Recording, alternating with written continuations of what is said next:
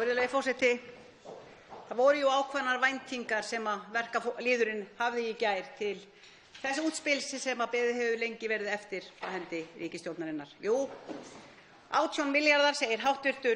þingmaður Jón Gunnarsson, skattalækkun til þeirra sem höllustum fæti standa.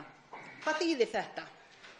6.500 krónur á mánuði, 80.000 krónur á ári.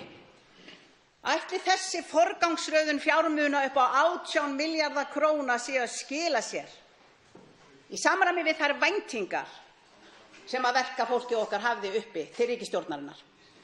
Ég held að svarið sé augljóst: nei.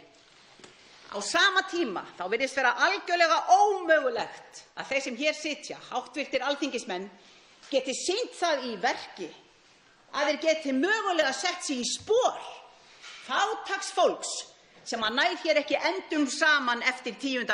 og 20. hvers mánaðar.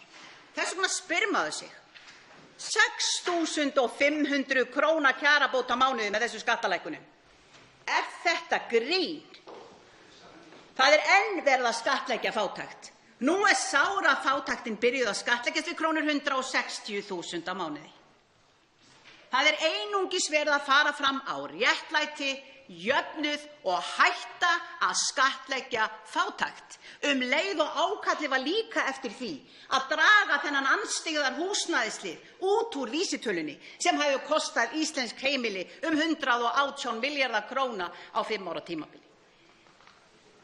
Ég segi: betur má ef duga skal, og því miður þá eru horfurnar ekki bjartar framundan þegar kemur að því að hugsanlega förum við að horfast í augu við alvarlegt ástand úti í samfélaginu sem mun þá líka kosta okkur fleiri krónur heldur en okkur órar fyrir.